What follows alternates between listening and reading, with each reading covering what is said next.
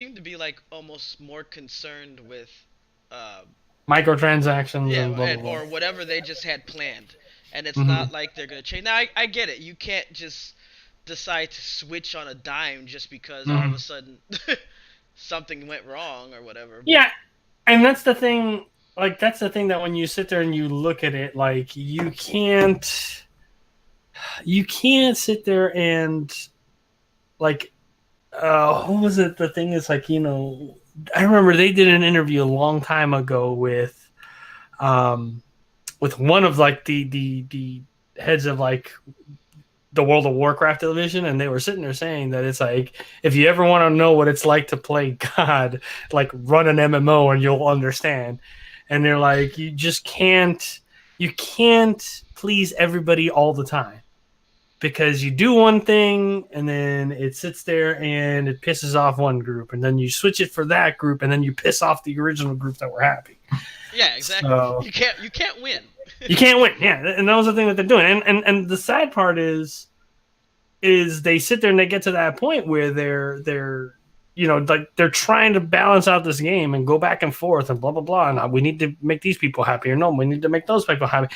And then you have the whole big Activision that's behind them, like you need to make money. So it's like they're pushing more and more all these like micro transaction stuff, and it's sad. Like it really is sad.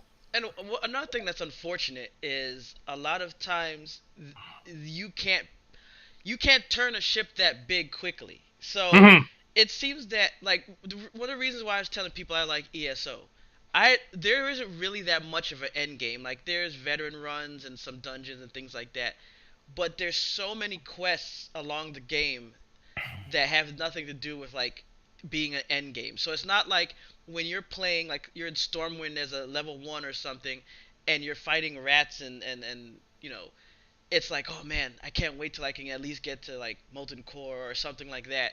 Like most of Mm-hmm. the time, that's what you're waiting for. Like, yeah, sure, you might do some of the early on dungeons, but in Elder Scrolls, like it's more about just playing the game. It's like, oh, let me go to this town and quest. Let me go to this town. Let me do this Mm-hmm. dungeon. Let me do this dungeon. It's not like, oh, to see the really fun part of this game, I have to get to level 50 or max level. And I think the problem is that that ends up hurting people too much. Mm-hmm. Because Mm-hmm. because what happens is that if everyone's rushing to get to that max level, then what happens when they get there? They're gonna either burn through the content and then be pissed, or they're going to be like, oh, I don't this I don't like this end game. What fix something else? So what else are you gonna do once you? Because really, dailies is the only thing you could do when you're that high level. Like, Yeah, and that's the thing is like look at how many stories we hear of, and this is hilarious because we're doing the whole like thing that could be in the show before the well, show. it technically is. I'm running everything because it's also I'm testing. I'm looking. Okay, but either way, this is a good test. But like one of the things is like how often, and I know you're just like me because we both do the same thing where we'll look up different gaming sites and see news and all that. Like they'll announce like, "Oh, here's XYZ expansion from World of Warcraft," and then you literally hear within 4 hours of the expansion launching, like already the people getting world's first for maxing level, world's Right. first for completing the first raid, and it's like, dude, enjoy the game, dude, because.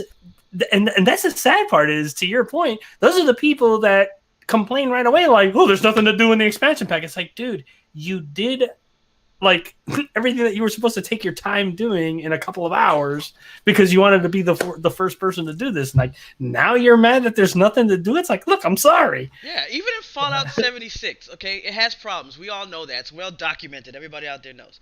But when I'm playing that and you hear someone saying, "Oh man, I just hit level 50," and I'm like, "The game came out 2 days ago. Like, what? Yeah. Like, the game already have issues. If you're just running or like they're like, "Oh, I found this great spot so I can like just grind." I'm like, well, the game's gonna be even worse if you play it like that. Mm-hmm. It's definitely not designed to be like, let me grind to max level. It's and especially with the PvP not working. So Yeah. yeah, And that's the thing that in the way that I look at it, every single MMO that's out there, they're all a grind. Your kind of like big thing of an MMO is how much of a grind do you have to do? Like I'm the type of person where I hate hate the grind with a passion.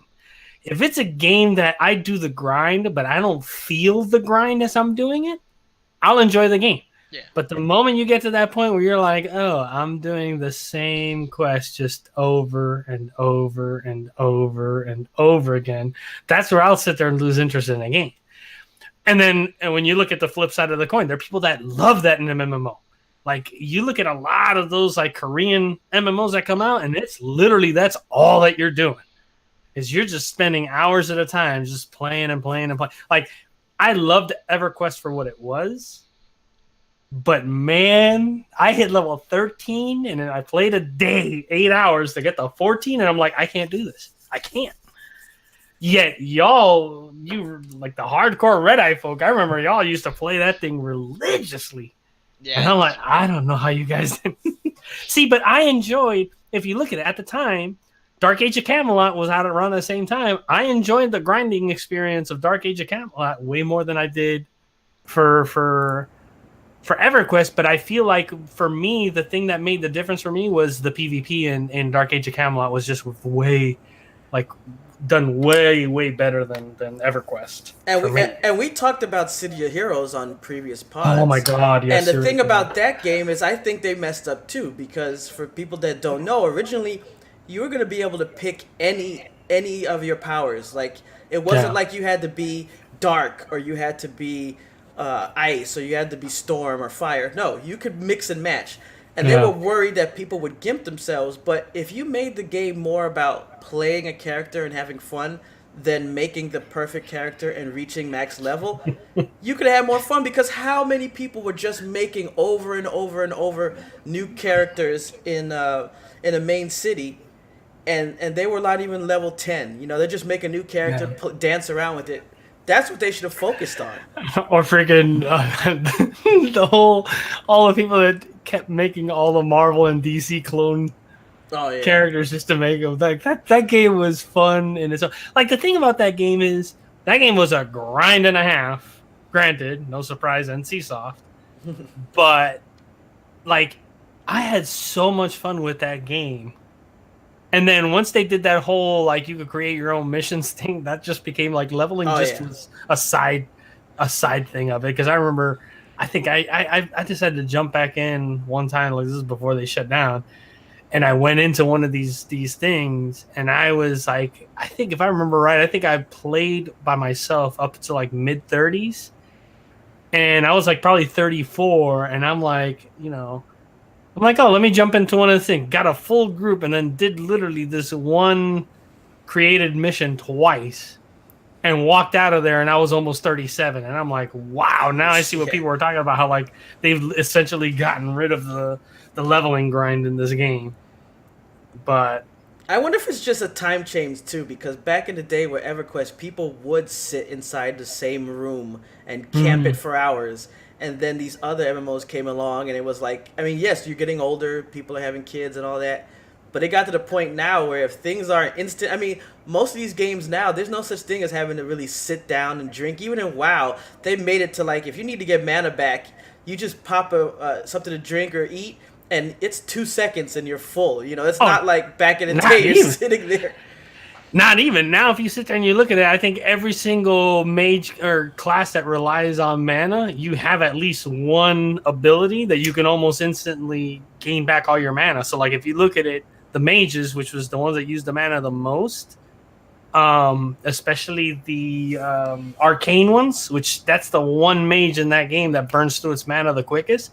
You have that ability where you, like, lift your hands up and you have, like, that little blue tornado, and it basically gives you 100% of your mana back in 2 seconds. Yeah. So, like, the whole thing with that is just burning through all your mana. You burn through all your mana, you regain all your mana, you burn through your mana a second time, and then you basically just, like, do your things to either just gain back enough mana to do your things till that resets, and then you do it again. So it's like it's ridiculous. Like, I remember you used to always have to carry around food, and then, like, when I jumped back in for BFA, it was like, oh, so food is pointless now. Poor mages that be trying to hang out biscuits, and you're like, yeah, okay, fine, I'll just. Yeah, sorry, I don't need no biscuits. Before you were like, yeah, you were hoarding them shits. Like, put out the table. Oh my god, biscuits! Oh man! All right, man. You ready to go?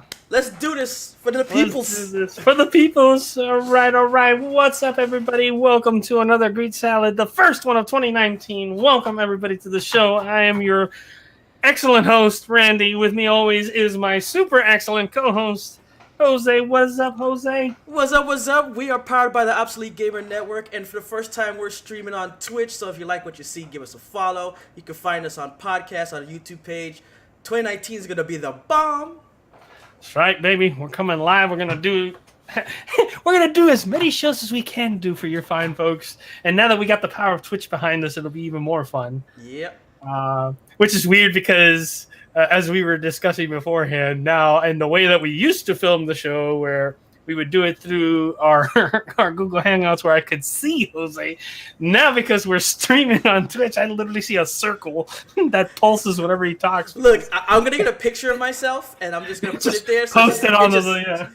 I'll be like this, like, hey. That's what I'm gonna have. That's what I'm gonna have to do. Is I'm gonna have to get like a little tiny picture of you, just post it over the circle, and that way it'll work out. Of course, the funny thing is I realize I can pull up Twitch, and at least I can see you. The only problem is that thanks to Twitch with its 3-second delay, we are a bit behind on what I get to see. As opposed, I have to tell you, I was browsing Twitch last night, just looking around. You know, to improve the stream, you have to like watch other people and see what they do. Mm-hmm. There's a guy, and I didn't know this was a thing because I went on Reddit and I saw it. This guy started posting just whatever he was watching on Pornhub. So it's like I looked, and there was like over 1,000 people already watching it. So I'm thinking to myself, okay, so this guy's gonna get banned in like 2 seconds. But then I'm also surprised because I'm like, there's like over 1,000 people just watching this, and I'm like, man, we're in a brave new world, aren't we? Oh yeah, no, and that's the thing that's like really, really interesting, and just like how Twitch works and how people like were doing it. It's like, look at, like, it's interesting to see how people abuse kind of like the stuff on Twitch in a sense, like when when Logan Paul and KSI had the boxing match, the amount of people that were watching it and streaming it through Twitch. Oh, and yeah. What was really funny is it took some time for Twitch to like ban those accounts for that.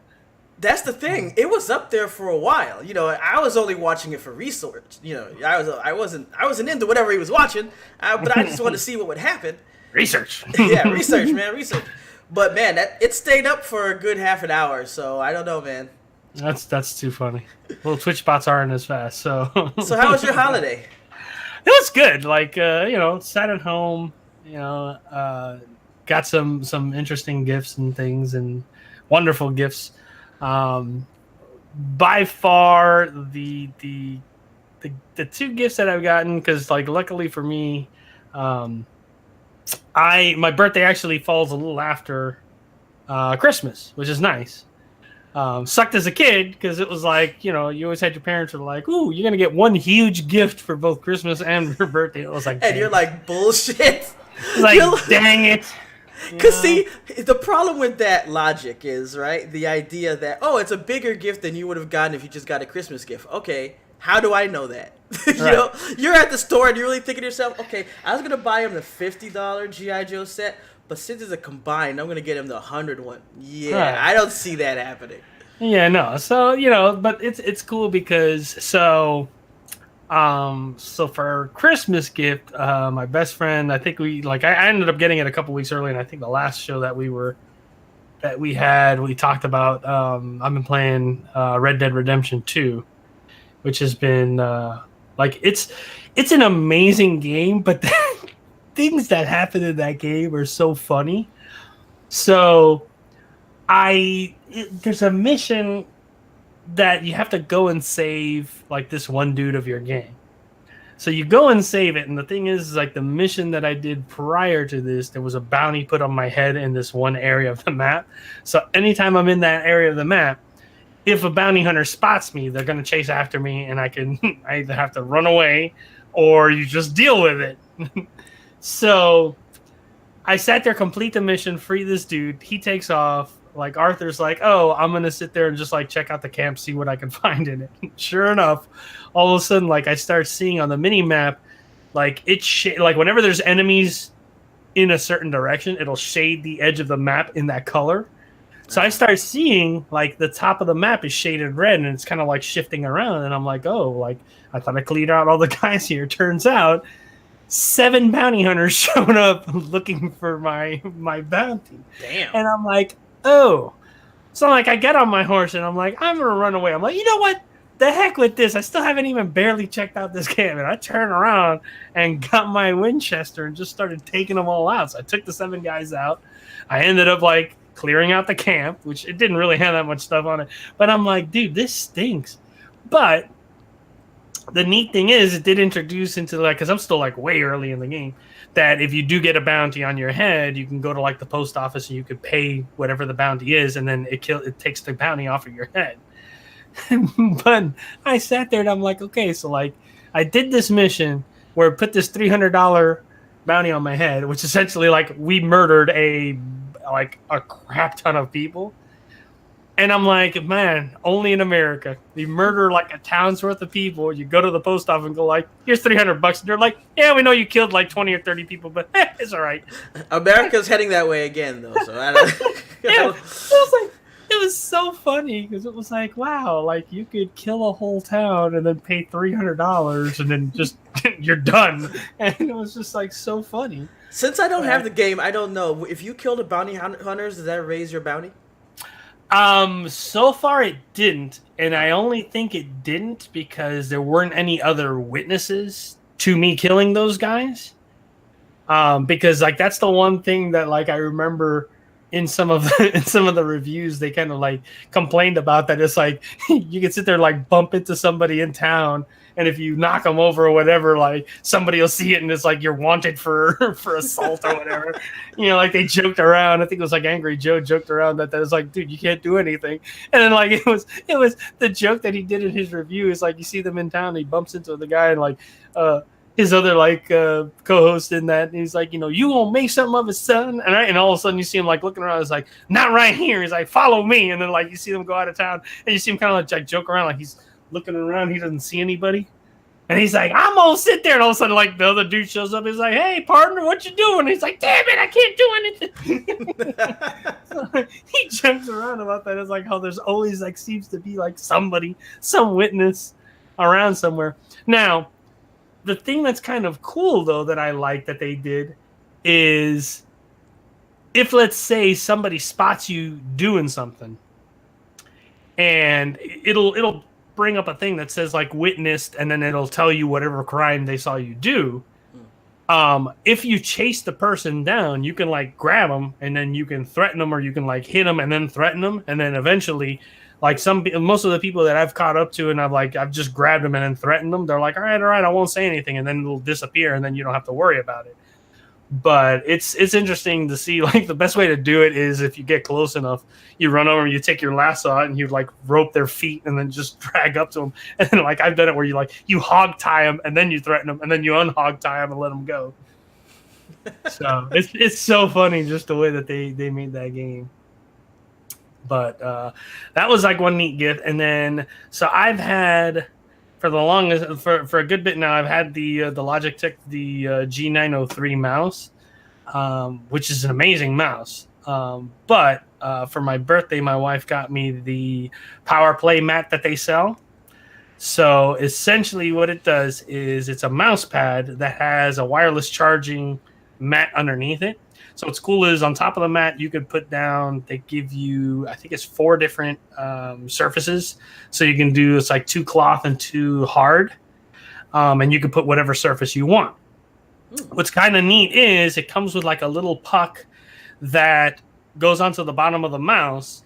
And it's where it basically gets the wireless charge from the mat, and then you basically never have to plug in the mouse, so it stays wireless the whole time. What's really cool, and this is like the smart thing that I will say that Logitech did with it, is it doesn't fully charge the mouse up and keep it at 100%, which is really neat.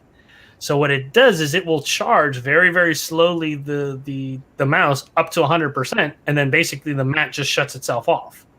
And then it waits till the mouse gets down to about 70%, and then it starts to charge again, and it charges it back up very, very slowly. That's nice. Prevents overcharge. It prevents overcharge, and then it basically lets the battery itself like live its life fully.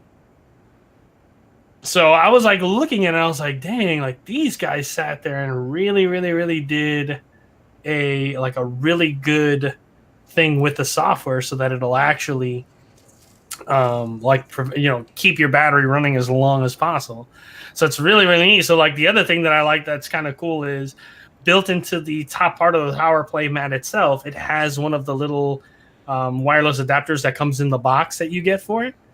So you basically pair the mouse with the power play pad. And then the power play pad just goes plugged right into your computer. So you're not using up an extra USB port in that or anything like that. So I was like, dude, these people really thought this whole thing out when they did this. So really, really cool, man.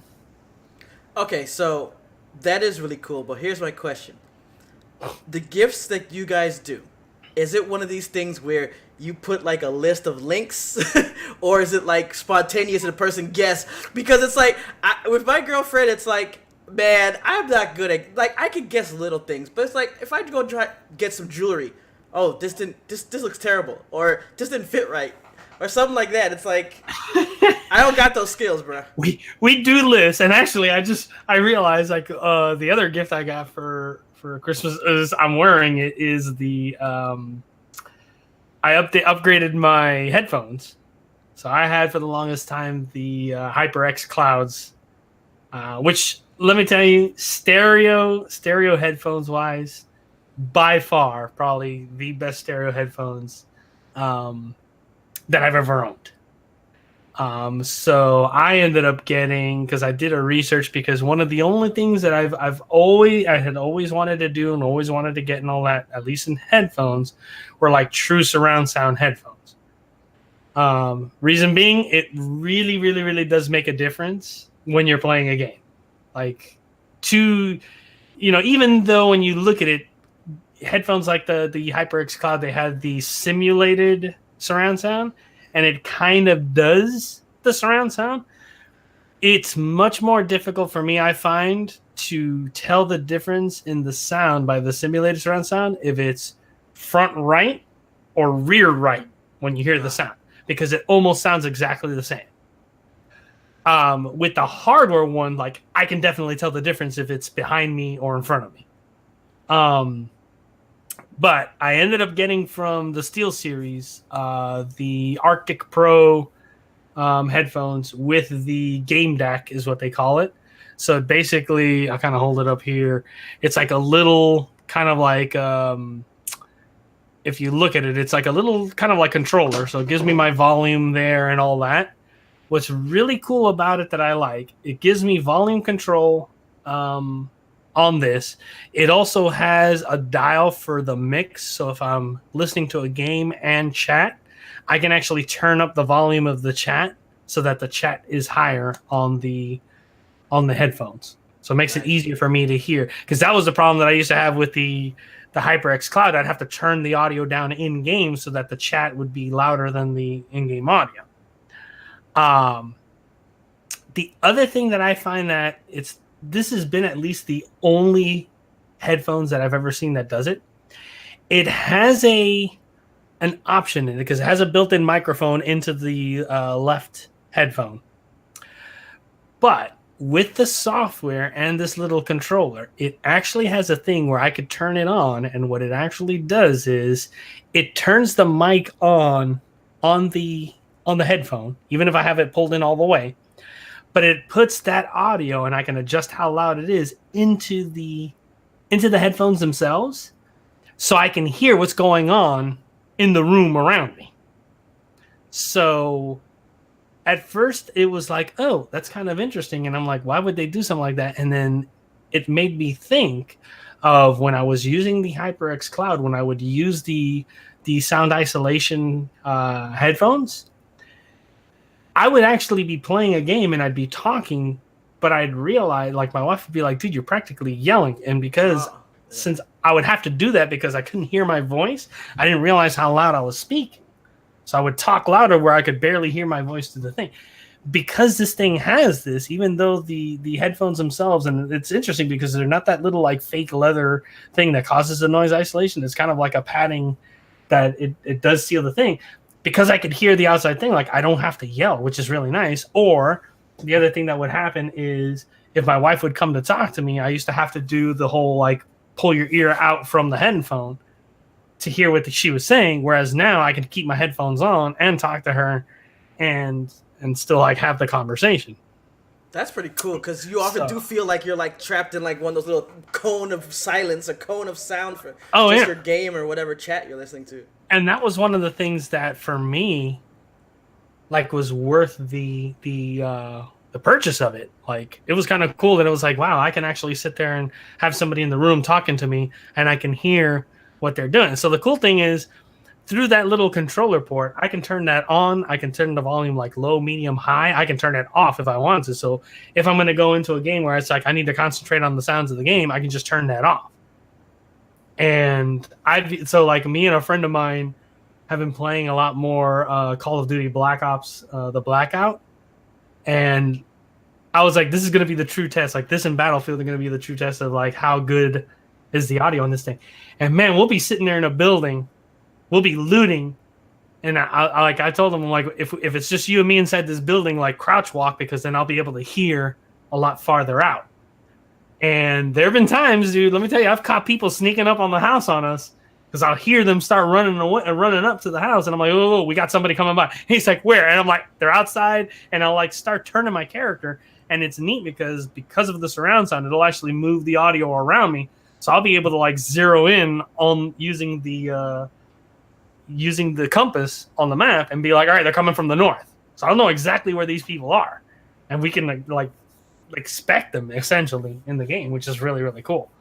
So it was an upgrade that I was looking forward to. When we finally got it, I laughed my ass off because I was like, wow, like I can't believe it really makes a difference. And it's funny because my wife always sits there and she's like, I never understand why you get these things, and whenever you get a lot of these things are expensive. I said, because I always look for what's the best thing, and it just so happens that they're expensive. And she's like, yeah, that makes total sense, but it's like in things like this where it's like, you're paying good money for this thing. It's going to last you for a good while. So it's like, it's not like, oh, I'm going to buy this today and then 3 months from now I'm going to buy a whole other thing. Like, no, I'm going to have these for a good while, But it was way by far like such a really good investment in these headphones. I'm curious about something. When you said that you would get one big gift for Christmas or birthday, what day would they give it to you? So it would either be like a lot of the times it would be on Christmas, like my parents would do that. So it was interesting to get it, and they're like, hey, this is for your. I mean, they'd still get me like small things on my birthday. Okay, because you imagine your birthday comes and no one's there. You're like, hey, it's my birthday. They're like, yeah, we gave you a gift like 3 months ago or 2 months ago. So like that was the thing. It's like they'd get me something small, but it was like, usually if it was something like, like the Super Nintendo came out or something like that, like I'd get that and I was like, that's a combo gift. Because at the time when you look at it, it's like those things were expensive as hell way back in the day, And I was like, it was funny because it was like as a kid you were like, oh, but then like you look at it more as an adult, especially like once especially now that I've bought my own consoles and things like that, it's like, okay, I totally understand why it was a combo gift because it's sad because your parents always tell you about how when you get older you'll understand, and you keep saying you're not. And sometimes, like when you even first move out or whatever, you're still like, no, I'm still gonna do things my way. After a while, man, I just think about like I get home and my job ain't hard. My mom was a nurse, so that's hard. I get home from my office job where I'm sitting on my butt all day. And if someone tells me I would have to drive some screaming kid to like Toys R Us to buy a game, I'd be like, oh, hell no. So I have to give it up to my parents for having that, to be able to do that, man. Yeah, and that's the thing that like when you sit there and you think of like how Like, think back at the price of the Nintendo, of the Super Nintendo. They were like, oh, it's like $200, $300. It's like, yeah, that's $300, like 1980s money, which is like what a console costs now, if not more. Yeah. So it's like, I totally like now understand it. The other thing that I laugh at, where like you realize you're getting old, where I would see like my parents, like my dad, he used to do a lot of gymnastics, and he's not like he started to get like arthritis in his hands because of, all the tumbling and all that stuff. And I would see him, and he'd, do the whole like rubbing his hands together and all that. And I said, "Oh, what's up, Dad?" And he's like, my arthritis in my hands." I'm like, "From what?" And he was like, I was like, when I used to do gymnastics and stuff. He's like, "You'll understand when you get older."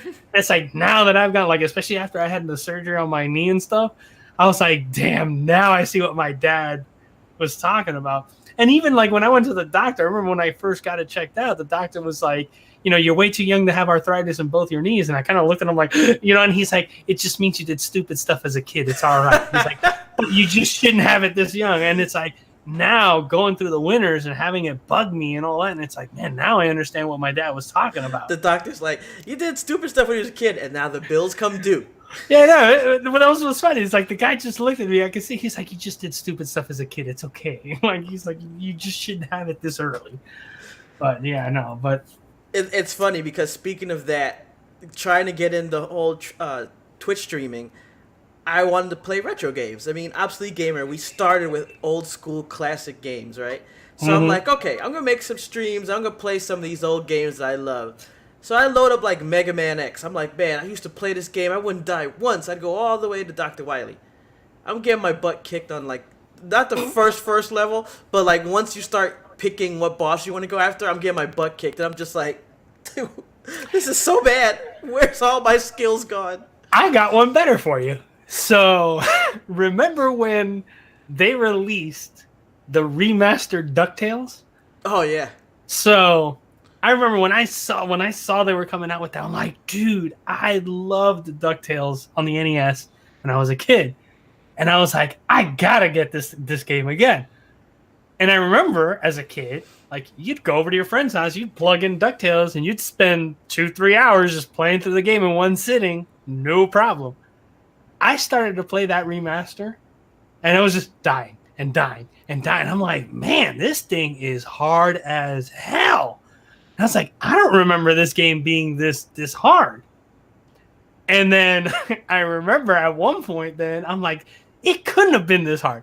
I sat there and I went and grabbed my little Raspberry Pi, which I turned into like a emulator, and I booted up the old school NES DuckTales, and I started playing it. And I started dying and dying. And I'm like, holy crap, this thing was this hard.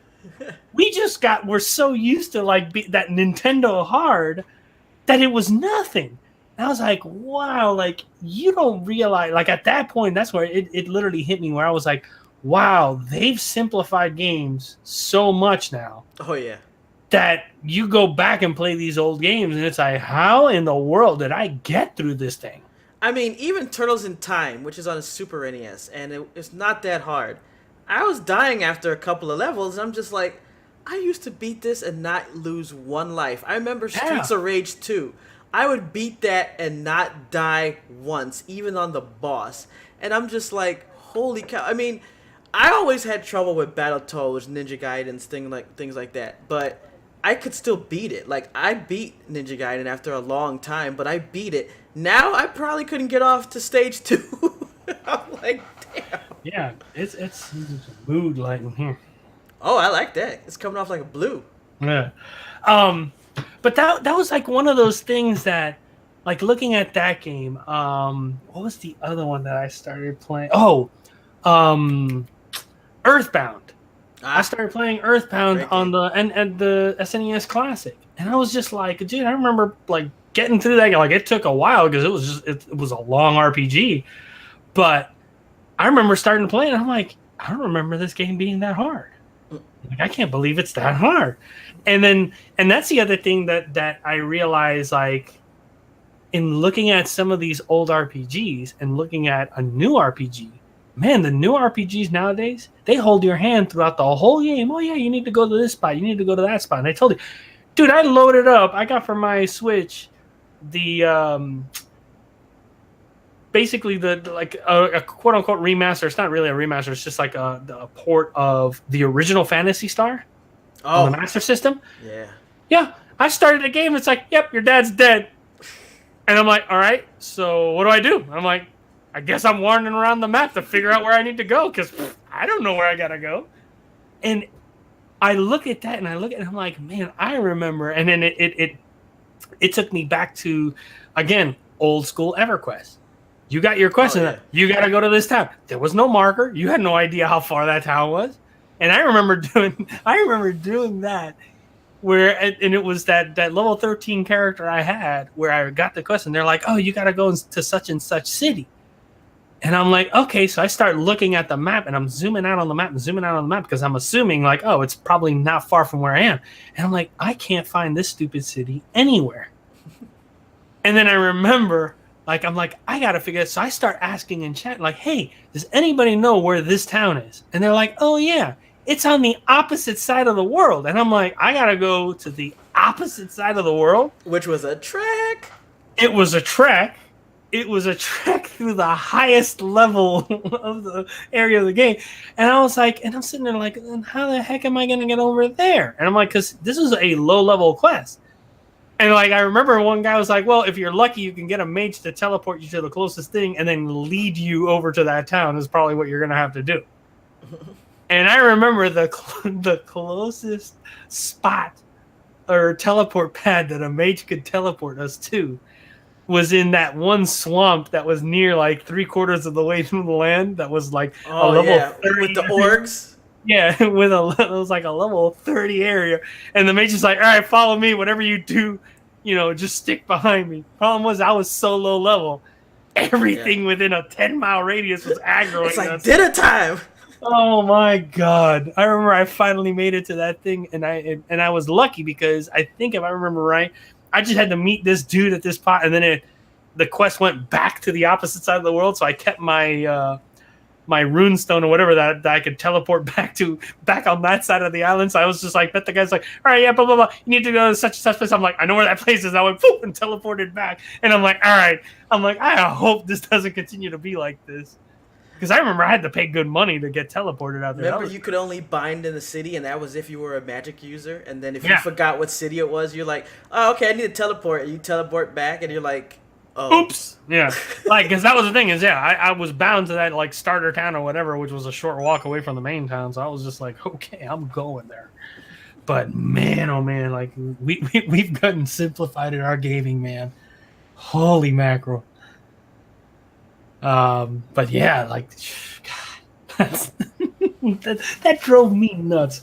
I'm telling you. Oh man! So what else did you do during the holidays, my friend? So unfortunately, you can't see this since we don't have the actual thing, which I guess you'll see it later. But hey, I'm watching on Twitch, so I'll be able to see it in 3 seconds. But here's the thing. So I really love the mini arcades. So I got 2 more. I got the Dig Dug one. So let me see. Turn that on. Show it to the peoples. It's like, I got the Dig Dug one. And it's like, here's the thing that's awesome about this. Like, so even if you don't like to play this, I can just turn on and listen to the music for a while. It's like a music maker. It's the official song. Like, it's yeah, it's a full game, right? Yeah, like, there's some that you see out there that are not that well done. And it's like, it'll be like a cheaper version or something where the ROM or whatever is not quite right. Or sometimes they have those third-party ones which are like cheap Yahoo game clones or whatever. Oh, yeah. But the versions on these are really authentic. I mean, it plays well. And even with the little controllers, you can actually control and play with them. And I've actually had fun. Like, I was like, okay, let's see if I can really play with this. And yeah, the more twitchier games, it's not going to work out that great. But a slower paced game, it's pretty fun. And the other one I got was Galaga. Oh man! So it's like, I'm sorry, Galaxian. I got Galaxian. Yeah, the original. So it's like, so it's like, that was just awesome. So it's like, now I have those 2. Plus, originally when I started my collection, I got Miss Patman. So now I have all that, and it's just like, you get all the sounds. And what's the crazy thing? So like, it's cool because these have a thing where you can turn them off on the back, so that you don't waste the battery. But even when you turn it on and you're running it, you like see the art and stuff like that. Even when you're turning it on and you're running it, it will turn off after a while if you're not actively touching the buttons or anything. So it really saves your battery space and stuff like that. And it's funny. It has keychain where you can, but I'm like, it's way too big to have on a keychain. So, but it's still pretty sweet. So I love these things. I want to get. There's a ton of them now. What's crazy? If you go on Amazon, they had one for Bubble Bobble, but What? I don't know if it's a special because it costs like I think it was $100 and something, and I can't find it anywhere else. Like I searched for it, I can't find it. That's like those. That almost sounds like those like super exclusive the Funko Pop. Oh yes, yeah. Things that like I forgot what it was, but there was one that I'm like, oh, it's a Funko Pop. It's like $15, and it was like $100 and something. I'm like, you have got to be kidding me. And it was like one of those like super rare. They like released it at some Comic-Con to limited amounts type of a thing. And I was like, you got to be kidding me. What's funny is like, now that you mentioned like Galaga, for me, one of my favorite things of that game was when you did the bonus stage, and you sat there and like got the perfect thing, the music that it would play, which was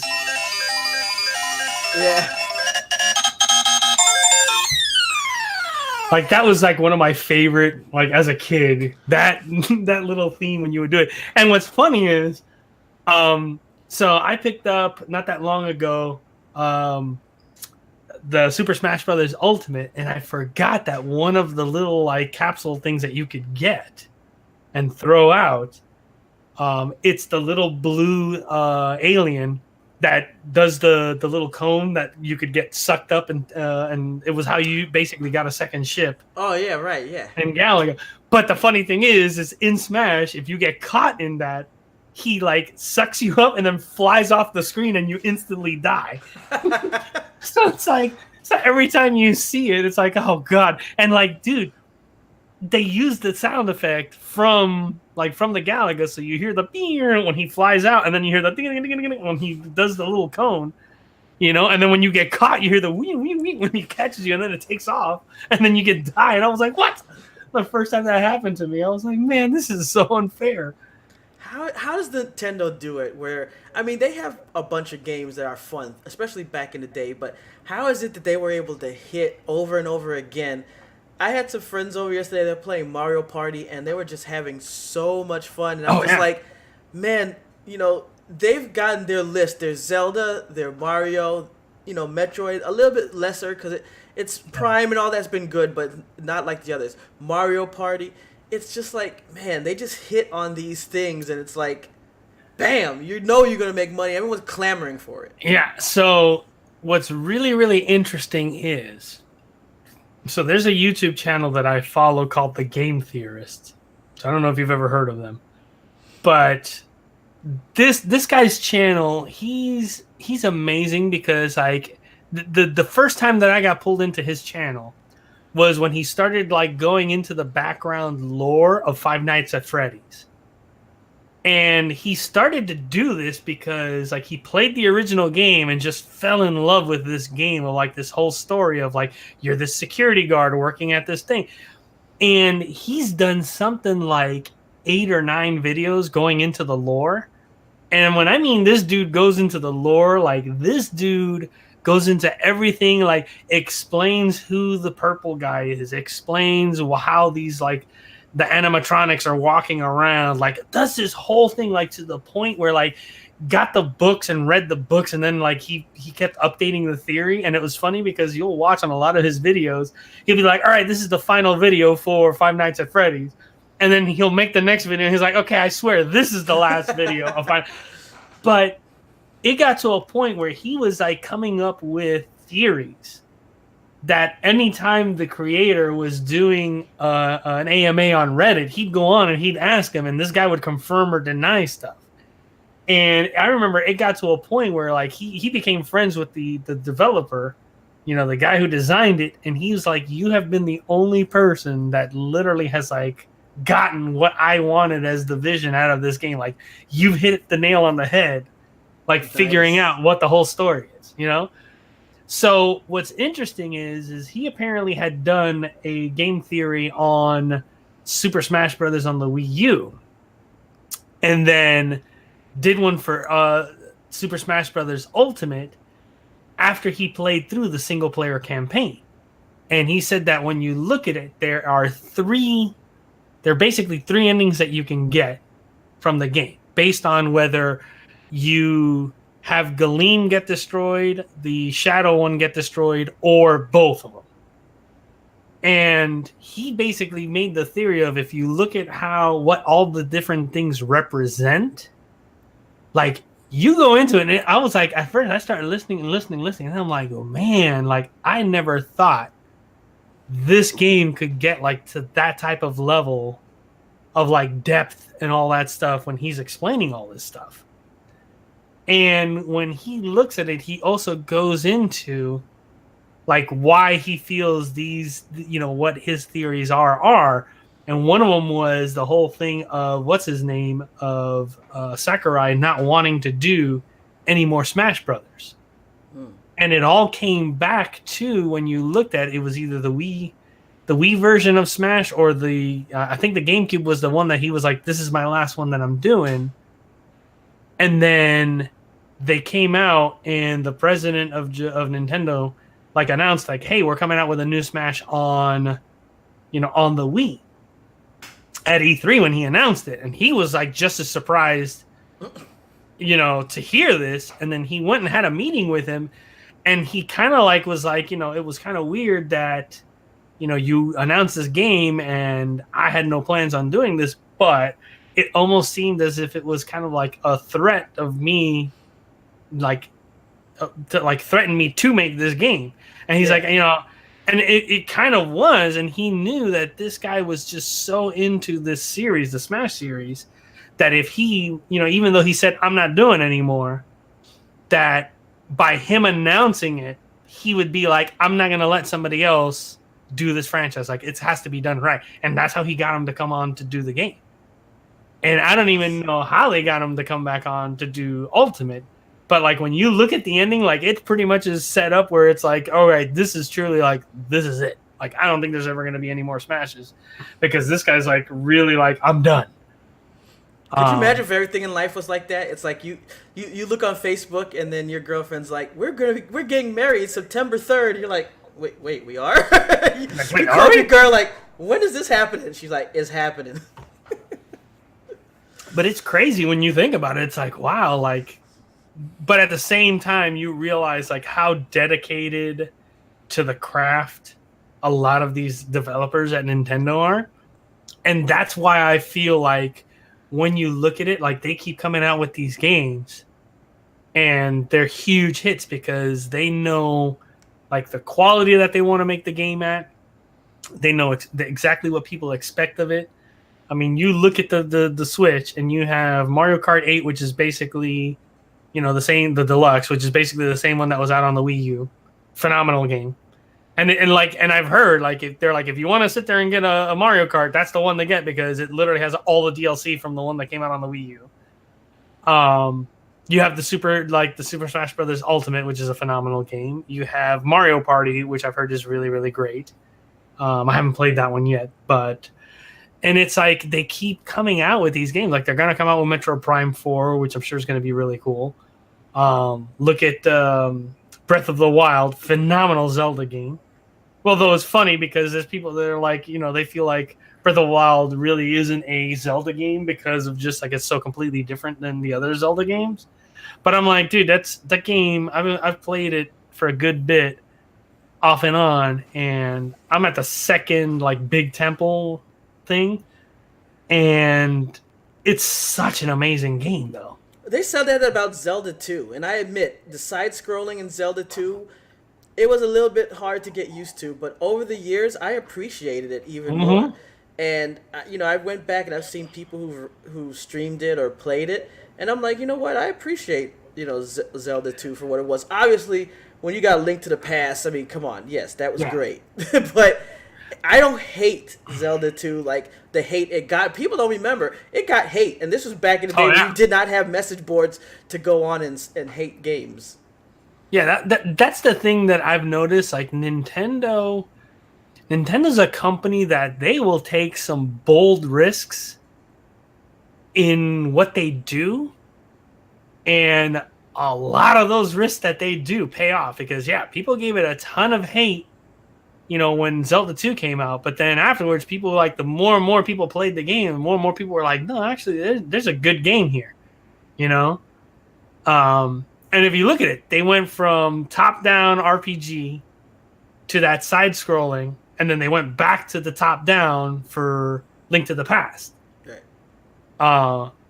And it's interesting how they kind of like evolve the game a little by little by little, like each and it's the same thing. Even if you look at it with Super Mario Brothers, you had 1 that was a side-scrolling game, 2 was a side-scrolling game, but now you had different characters that you could play as. It was more vertical than side-scrolling, Granted, it was a reskin of a different game, the one that was here in the United States. But it was like a bold move, and then what did they do? They went back to the old formula kind of for Mario 3. It's all been kind of like the same after that. Like the new Super Mario Brothers was phenomenal side-scrolling. That now they added like, your friends can build levels and then you play. Like they've changed around. Like hell, Metroid's changed a ton. Like if you look at the original Metroid, you look at Metroid 2 on the Game Boy, that were all essentially the same. And then they made the jump to Prime, which people were like, what? A first-person, Metroid? That's never going to work. And then it came out, and everyone was like, this is the most amazing thing ever, Don't you think Sonic Builder would work? Sonic Maker? Like Sonic Maker could work, honestly. You just make a whole bunch of Sonic levels? That'd be crazy. Just make a bunch of loops and speeds. And I mean, there's only one other game when you look at it in the industry that I feel like they've changed the formula around. Some for the worse, some for the better, is the Resident Evil series. Yeah. Like 1 and 2 were great. 1, 2, and 3 were phenomenal. 4 like completely changed the game. 5 and 6 is where they completely derailed. 7 brought it back to its roots.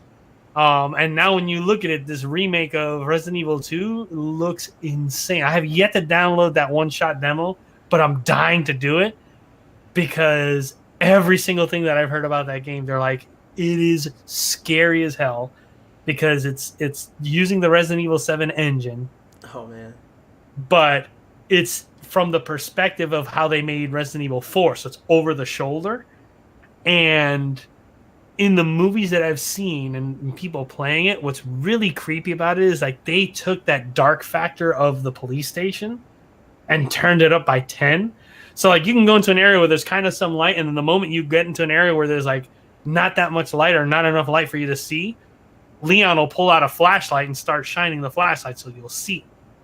And they kind of did in a way of like what they did with Resident Evil 2 the first time around, is like you'll see dead people there and then you'll move by them, and then after you move by them, all of a sudden, whoop, they wake up, and then the zombies stand up and then start coming after you. So it's like, man, they went back to the old roots of like, you got to ration your ammo. You got to do all, like, you're not going to be able to kill all the zombies and do everything you need to do, which is cool. Only thing that kind of was weird about the last Resident Evil is when your, I guess, girl or ex-girl, whatever, starts stabbing you. Oh she my like God. stabs you like 50,000 times and you're like still alive. I'm just like, I understand it's a video game, but man, you stabbed me way too many times. My other favorite one of that, where you're just like, you just have to roll with it and be like, okay, I guess that works, is when they cut your hand off. Yes.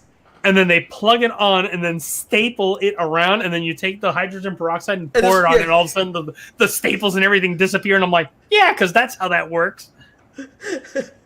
Yeah. Man, I got my hand stuck in a wood chipper. Where's the hydrogen peroxide? It was like, oh, better. It's like, oh, they've severed veins, nerves, and all that. Just plug it on, staple it, pour some hydrogen peroxide, it'll heal itself.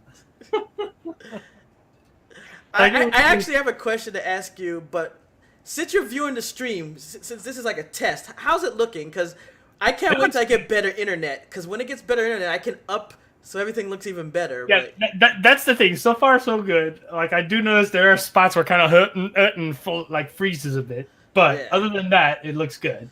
don't worry, guys. We're gonna improve all this so it looks better, especially That, once I move. which that's the one thing that it's funny. Like, I've streamed a bit before in the past. I mean, I've put, I think I've like tweeted it out onto the Obsolete Gamer page when I've done it. It's tough, let me tell you. Like, you don't realize it, and it's like funny because I've looked at different things that they talk about, like, tips on how to build your channel and all that, and they're like, don't go for the more popular games, because you're gonna sit there and you're gonna like, ooh, let's see who's playing Call of Duty, and you're gonna see like 3,000 people are streaming it. Yeah. And they're like, when you're starting out, guess where you're going to be? Way down at the bottom, 6 pages down. Where no one scrolls. Where no one scrolls. And they're like, and they said, like, choose an obscure game that, like, not a lot of people play. And I noticed, like, I actually had, when I was streaming one time, I was streaming Subnautica, of all games. And I actually found that I had more people showing up into my channel, streaming Subnautica than when I would stream anything else. And I was like, that is crazy that, like, it is true. Like, just pick an obscure, even an older game, and start streaming it. People will watch it, because there'll be people like, oh, I wonder what XYZ game is like. And then you're, like, playing it, and they're like, oh, let me check out this guy's playing it. Let me see how it is. But it's interesting just to see how... I mean, it is also why I got a lot of the upgrades that I did, considering that we were doing more of the podcast and stuff like that. Like, it made me upgrade my mic, and it made me upgrade, my camera and stuff like that. But it's the other thing I was going to ask you is, I know that everyone has New Year's resolutions. Believe it or not, I actually exercise. I know that people see this and be like, no, you don't, but I actually do. And when I go to the gym after New Year's, it is packed full of everyone who has decided that they're going to start exercising. And then within a month, they're all gone, or most of them are gone. Give it 2 weeks and it'll be empty again. So I just want to ask, do you have some gaming-related resolutions that you actually think you can keep because it's game-related?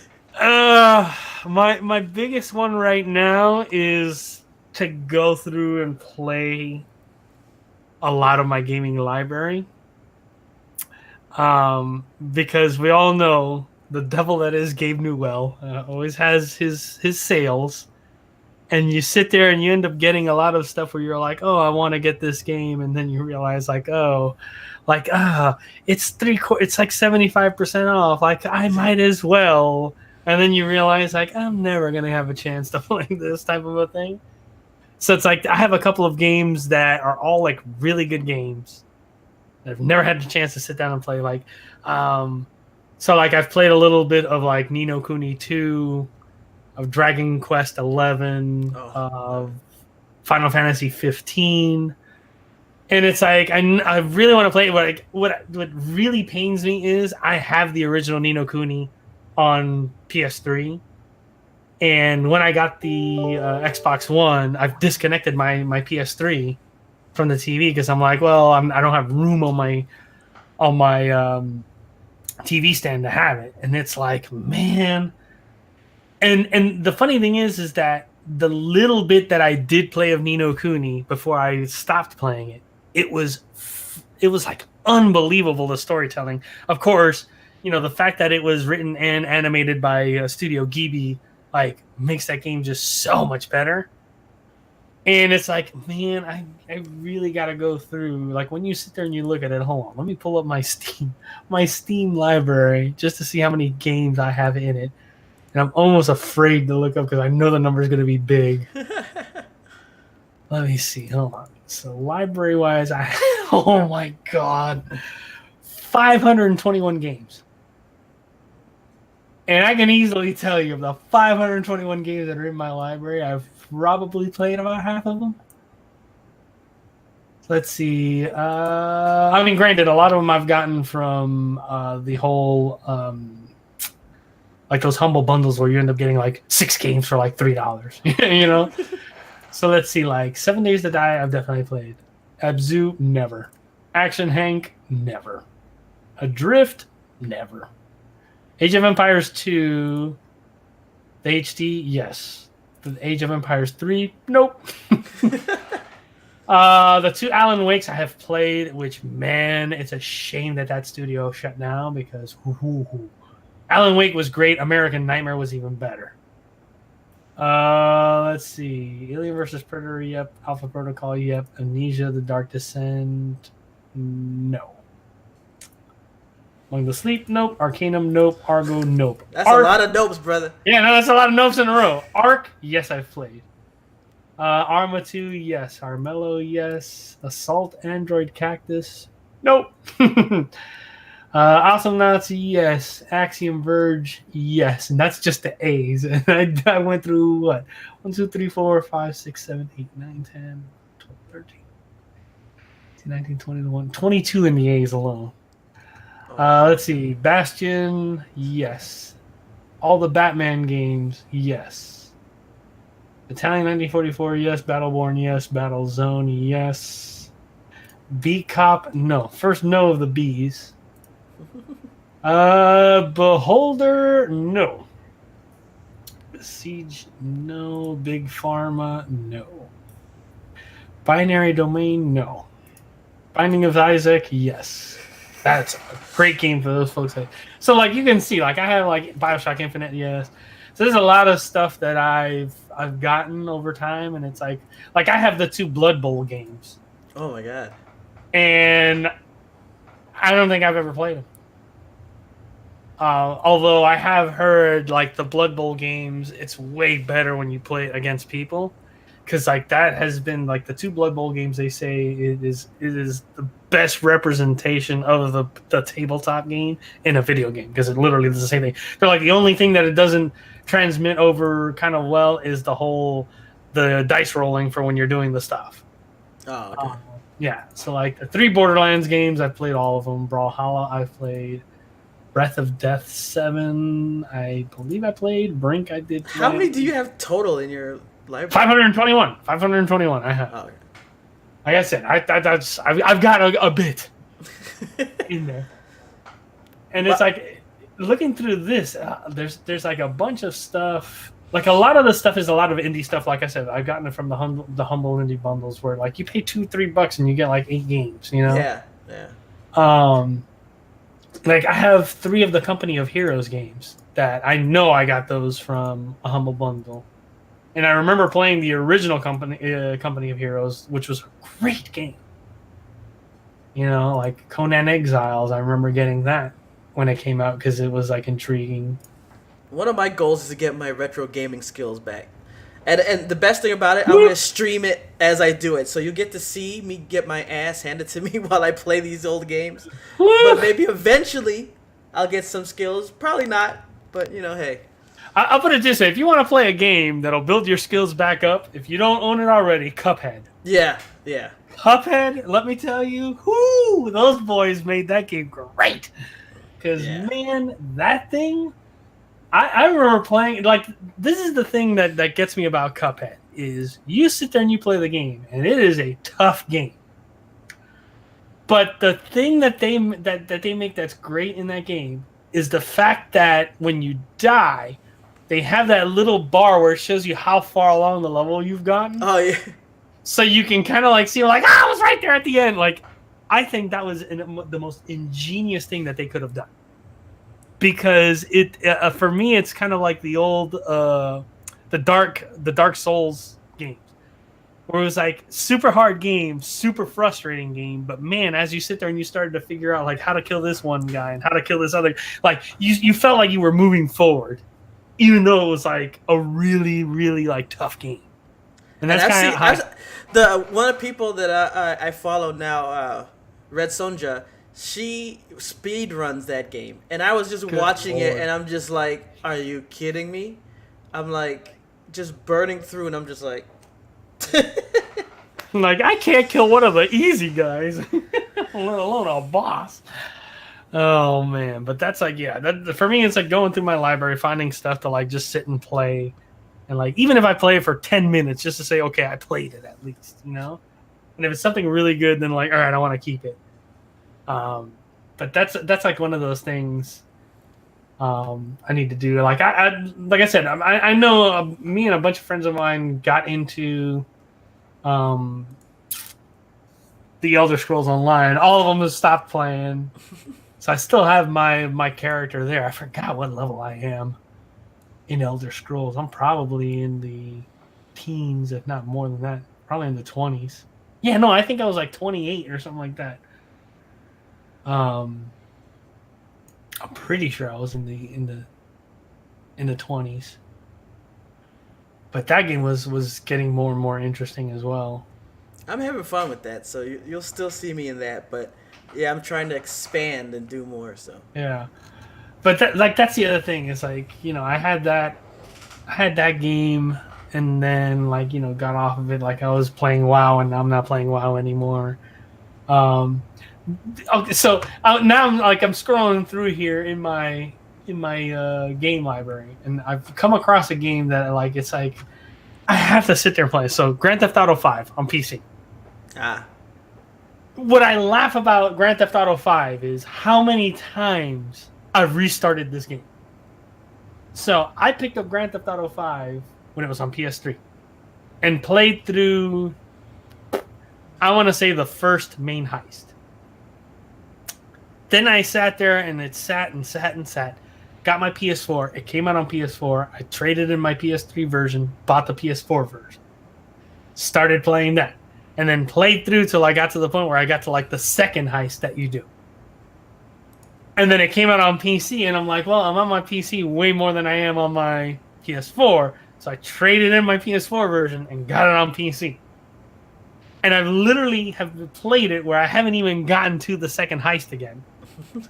From either I just put it down and then I format my computer and then I have to start all over again because obviously the cloud saves for Steam don't hold your progression for that, and it's just like, man. So I've been playing through it and playing through it. I'm like, I already know this part of the story, blah blah blah blah. So it's like that's a game that I've heard, like, when you play through it, it's a really good game. And I just laugh at that because it's like, God, I really need to sit there and play that. speaking of redemption games, No Man's Sky. Everyone keeps telling me that I should pick that up, but I'm gonna wait till it's on sale or something. So I own that game because I picked that up when that launched. Was super disappointed of it, but I think it was right after they released the next patch. I loaded that game back up. Let me tell you, it is like if you played the original game of No Man's Sky and you were to load that game up today, you would sit there and be like, "What in the world is this?" It is so completely different in a good way. And I mean, now, when you look at that thing now compared to how it was when it first launched, now it looks way more like the E3 demo that they showed that first time. Like, that's how much they've changed that game. What's some of the differences that you would notice right away? So, right away, all the planets look way nicer now than they did when they first came out. And if you ever want to get a good idea of what it looked like when it first came out, do a Google search for No Man's Sky expectation versus reality, and you will laugh hysterically at that video. Because that was that's basically how they showed it off at E3, and then when they chose the reality of what it looked like that's what we got at launch, and people were like, what in the world is this? And then you look at the game now, and it's like, wow, they really actually made it to look like how they wanted to for E3. And that's the thing that's neat is they made it look like that. They made it now where you could customize how your character looked, because that was the thing is in the original, when it first launched, you never knew what your character looked like. You can customize how it looked. The other finally big thing that they made is you can come across people in multiplayer. So you will come across people on the planets and you'll see them, and you could play it in that sense of play it how Rust, where it's like, I'm gonna kill you, and you could do that if you want to, But it's really great. They made base building and all that. They just came out with another big patch not that long ago where they added in planets that are mostly water, so you have to build your base underwater and stuff. It's a completely changed game, man. Yeah, it's weird. I went on whatchamacallit on Steam, and Yeah. it's like I remember. I mean, it was like Fallout 76 levels of anger, Hmm. and now you look and it's like mostly positive, and I'm like, turnaround. And it's like on one hand, I'm happy to see something turn around because I always loved the idea, but I wonder now if more and more developers, publishers are going to be like, well, as long as I know we can upgrade the game, like ESO, maybe I can wait a year or two before it's popular and recoup our losses. It's like, Well, I don't know. and that's the problem is if you look at it like a game like ESO, they kind of like recoup from the backlash when it first came out. No Man's Sky has kind of done the same thing. But if you look at a game like that would never ever happen to any game released by EA or Activision because they're all about that we want our money back now. Right. And that's the type of thing where if they feel like, oh, this game was a failure, you're not going to have like what we talked about that one story before, where you're not going to have the CEO or the president of the company be like, yeah, I'll take a pay cut so that way we make our numbers. No, they're going to be like, what studios do we own that we can just shut down? And that's it. Because the CEO is going to collect his hundreds of millions of dollars and he don't care who goes hungry or who loses their job when they need to sit there and recoup. Oh my their God! money. Speaking of that, I know this is off topic, but man, I never want to. I don't even really want to delve into politics or because that turns people off. But this isn't so much politics; it's just people. Walmart, like the Walmart family, where like each one of them, it isn't like just a God. family. Each one of them are like multi millionaires. I think billionaire. They were holding a food drive, not for the homeless, not for, just people, not for another country or place that's having a disaster, for their own employees. Oh, Jesus. And I'm just thinking to myself, wait, first of all, you own a company because they're the ones that own Sam's too. And Yeah. they have the Walmart grocery. So you own a company that has all this food, plus you employ all these workers. And so, but you pay them so bad you have to have a food drive for them? I know. Wow. Whoa, whoa. We're up to 3 viewers, me being one of them, on the Twitch channel. Oh, it still counts. It still counts. So we're up to 3. It was 1 for a long time, which I figured it was me. Whoever you lurkers are out there, thank you for joining us on Geek Salad. Yes. We're talking about video game redemption and how rich people are destroying us. Oh man, but like so, but yeah, like that's one of those things where I feel a lot of video game and you're gonna see it more and more from the little independent developers that they're gonna release a game and they're like, and I can totally understand why it happened with No Man's Sky. Is you had this tiny little studio that did a couple of really good games, and then they're like, we have this vision, and I mean, it was an amazing vision, but they didn't realize how much work was going to do it. And I think for me, I feel with No Man's Sky, the fall of that was the moment that Sony was like, we're going to give you a bunch of money if you release it initially as a Sony exclusive. And this is why I feel that was the thing that caused all this thing for it. Why? Because they sat there and they gave them a bunch of money. They realized, like, cool, now we have plenty of funding that we can get our game going. And somebody from Sony walked in the door or called them on the phone and say, hey, when can you have this thing, when's the earliest possible time that you can have this thing ready? And they sat there and a typical thing that will happen with programmers, and they're like, when can we have a stable build going, this and that? Yeah, we'll have it on blah, blah, blah, whatever the release date was. And they're like, cool, thanks for letting us know. And then Sony went out and put a press release saying, hey, No Man's Sky is going to come out on this date.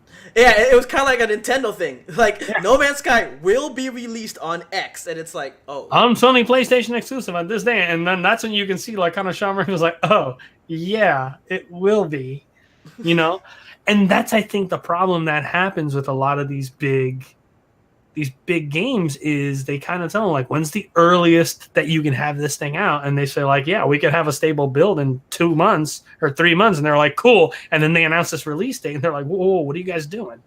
Have you seen Bandersnatch? No, I have not, but I heard it's amazing. Oh, okay, it's cool. It's funny. They actually have a little thing in that where it talks about releasing a game early or doing it by yourself. So it's actually cool. So it's that's I think the thing that's happening now is like you're having way too many of these like corporate guys are walking in and saying like you need to have it ready by this time and blah blah blah and you know.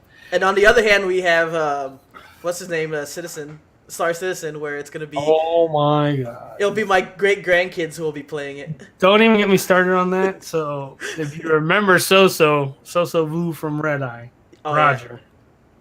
That's what he wanted for Christmas. He's like, oh, I've been watching Twitch streams and this and that, and blah, blah, blah. And he's like, and that's what he wanted for Christmas. I got him a copy. You know, I gave him the money and he bought it. And he's been playing it.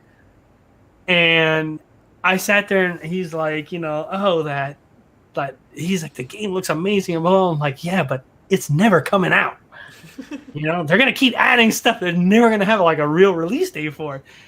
And then he's like, yeah, like you can tell right now, it's like the servers aren't that stable and blah, blah, blah. And this happens and that happens. So he was telling me of like a thing that happened. So apparently one of the things that you could do is there's a planet that you can go to and you can essentially buy a drug that gets made on this planet. And then he's like, if you can get to the planet, get the drug in your cargo hold, and then leave the planet and leave the system, and then go back to this different system where it's like a more starter area, you can essentially triple the amount of money that you get from it. He says the problem is like you need people to go with you. He's like, he joined a group and they helped him do this. And he's like, you know, because there's people that just hang out in the system waiting for people to go down to the planet, load up on cargo, and then fly out, and then they attack them, blow them up, and then grab their cargo, and then they go in and basically sell it.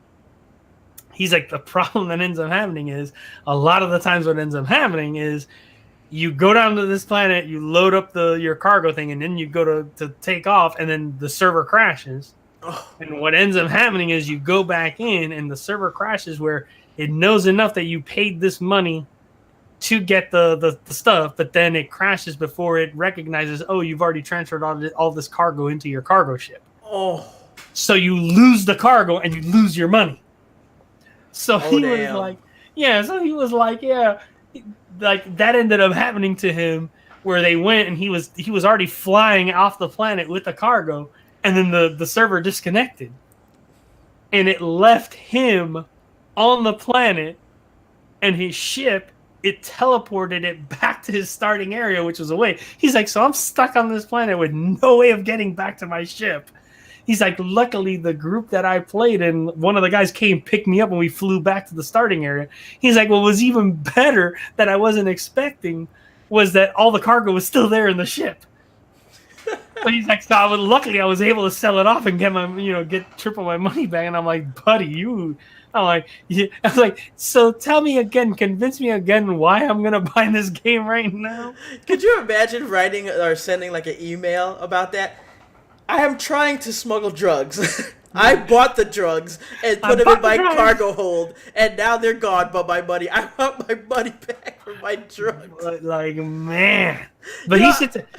I don't know if I ever told you this. Long time ago, I was working at I was working in healthcare. I was doing like customer service, right?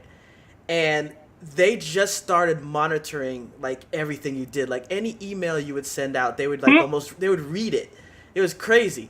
And I'm just a kid. Like, I think I was like 19 or something, so I didn't care. And we were talking about EverQuest. This was like the later days of EverQuest. And we were talking about how there was a coup in our guild. So I'm still sending an email. And I'm like, okay, I don't know. We gotta stop this coup. We gotta do whatever it takes. If we gotta meet him out there and take him out, fine. And it's like, and I sent that, right? And the guy's like, okay. I get called down to HR. I have no idea why though, because it's not like it was immediate. It was like a couple hours later. It's like, oh, can you come see us in HR? I go down to HR, and the guy's like, listen, we have security here. And I'm looking, you got this big security guy standing there. And I'm like, oh my God, what did I do? It's like, listen, we need to talk to you about this email because it's very disturbing. And we just want to know what kind of coup are you talking about? And who are you talking about taking out? And I'm just standing because I didn't know this. Like, it wasn't like one of those things where your supervisor tells you, oh, we're monitoring you now, be careful. No, I didn't know. So when I wrote that, I had no idea they were reading it. And I'm like, it's a video game. And then the only reason why it kind of fixed things is because the security guy plays EverQuest. So I'm like, oh no, it's an EverQuest thing to take it over the game, and the HR guy's like, what? And he's looking at me, and then you just see like the security guy's eyes light up. He's like, oh yeah, that's right. That's why you mentioned free rot or something like that. And he's like, oh no, it's okay. He was talking about a video game. They're like, oh, don't go in there and do that again. I'm like, That's okay, too but it's funny. like he thought I was trying to do what, some government coup, and I'm sending it through an email. We're gonna take over the government. Are you ready? Like, That's come too on, funny. man. Oh man, that's too funny. But yeah. Oh my god. But yeah, so at least it's nice to know that we had good holidays. Oh, I will say this. I definitely will say we definitely have some news to talk about either on You Don't Get the Show or on the next Geek Salad. Speaking of big game companies. Oh. I don't know if you heard, and I'm the fact that you just went, oh, you probably know what I'm alluding Yeah. to. Which actually, what the hell? I mean, we could talk about it quick. Hey, yeah, whatever. We're live, man. We got people. We got 3 people up in this. So big thing that like it. I will honestly say, it was shocking to me when I heard this. The fact that Bungie and Activision split from their contract that they had for Activision to publish Destiny, which was huge. And they basically said like, hey, we're going to self-publish from now on. And I looked at it, and there was like a couple of things about it that when I looked at it, I said, these guys were smart, where when they signed the contract way back when in 2010, that they were like, hey, if, at the end of this contract, we keep all rights to the Destiny IP. Smart on their part. And what I laugh at is when you sit there and you look at what the original Destiny was, what Destiny 2 has essentially become, of just like a minefield of microtransactions, like that was all Activision Blizzard. Oh yeah. And Call of Duty was a good example because yes. Yeah, they sat there and they released a game, no microtransactions, and then like 3 months later, like whoop, there they are. Like they caught everybody with them. But one of the things that it's like that gets me about this is like, wow, like and the thing that was huge that they said like this goes to show you how it is. They're like, when Bungie separated from Microsoft, they said like all the employees in the office popped champagne and celebrated. And they were saying that when they finally were like confirmed, like, yep, we're splitting off from producing from, having Activision produce our games, they pop champagne again. So that goes to show you how they're all about their game, to the point where they sat there and they're like, we've heard all you people, we know what we want to do with our game and this and that, and this thing, now that we're separating, now we can make the game that we wanted to make. And that's huge because right now, everybody, like, there's 2 things. Number one, everyone's all excited and they're so looking forward to what Destiny 3 is going to be. But at the same time, that's going to put a lot of pressure on them to really come out with a great game for Destiny 3. Everyone always talking about how things need to break up. And it's funny because people cheer, including myself, when Disney got the Fox, stuff, because we want to see X-Men and all that. But on the other hand, when you hear that Comcast is buying this, and you hear that this company is merging with this, it's like it's not good. So it's like I don't know. I guess it has to be somewhere in the middle, where of course you have big companies, and if someone wants to sell you their company, fine, but you still need to have that competition, because man, gamers, we just can't keep taking it like this, where we get all hyped up for a game, and they're like, here, have this, and maybe we'll fix it in a year, whatever. Right, like that's a big thing. So like I'm at the same time, like I remember, like, well, what the hell, like they were smart in where they gave everybody Destiny for free on the PC just to build up the player base, and I played it a bit, and I'm like, yeah, but it's Destiny, But at the same time, it's like, hey, we'll see, like if they can sit there and take this IP and make something great out of it, it'll be awesome. Because I mean, it is a pretty interesting story and game and everything like that. So we'll just have to see. Yeah, gaming is changing in 2019. I mean, you got Heroes of the Storm going down, basically. That's another huge. I mean, I remember the one that came out for Warner Brothers that had like all the Supermans and stuff. Yes, it was pretty much an almost like Oh identical my clone god! to Let me League tell of you, Legends, but I like that game. I like that game. Yeah, I was about to say when I heard that they were shutting that down, I was like, oh man, really? Oh god, what was the name of that one? It was like it had something to do with Infinity Crisis because I know that you could get. Oh, who was that? Oh, Ash Rism subscribing. Look at that. Oh, we're up to 6 people. Oh man, that's what I'm talking about. Thanks for the follow, Ash. Let me see. What was Yeah, man, that game was awesome. Yeah, it was called Infinite Crisis. Infinite Crisis, yeah. See? Yeah. And it was cool because it was like, okay, I'm going to play regular Superman. Oh, I'm playing Cyborg Superman. Oh, I'm playing Red Sun Superman. And I was like, to me, I just thought that there was a lot they could do. I thought a mistake was copying pretty much League exactly. I thought they should have tried their own maps and tried to be a little more distinct. Yeah. But I liked that game. And it's like, Heroes, I liked Heroes. I thought, yes, it's different than League, but I thought it was good enough to be different. I thought, hey, you don't have to know every single item. You don't have to go shopping before. Yes, it's more casual. It's more easier. I get it. But at least I thought, damn, at least with this game, you'd be able to enjoy it. And I love the different map, the dynamics. Oh, we not only do we have to get to the enemy side, but we have to kill the boss or release this or... And it's like, nope, now it's going down. I don't get it. I really don't understand. League is a great game, so I don't want to make anyone think I'm hating on League. League is great. But I don't understand where it's like it can't coexist when it's so separate from League because it has all its own map dynamics. Yeah, my 2 go-to heroes in that were Cyborg and the Batman Noir. I think the Gaslight Batman, right? Gaslight Batman, yeah. Dude, his ultimate, that shockwave thing they used to shoot. Oh my god, that was insane. Yeah, I like the Joker too. He throw out the Joker. The regular Joker was great. The Gaslight Joker was crazy. Yeah. He reminded me of he reminds me of the Butcher from Heroes of the Storm, because he used to have that. Yeah, he had the thing with the gas. I remember that you could throw it out and it would blow up. Who else? Like regular Batman was Green Lantern, I remember, was There was one of the Wonder Womans. I forgot which one she was called. She was great too. She had the lasso where you could throw it super far, just grab someone from almost anywhere. Yeah. Oh my god. It's like one of those things. Now you have to go look like all the characters in Infinity Crisis. Yeah. Now you got me that. It's like, let me see. They gotta have the. There was one of the Blue Beetles. I think it was the newer one with Reyes in it. That Blue Beetle was pretty cool. I think his ultimate was like shooting like some kind of hyper beam, almost like Iron Man.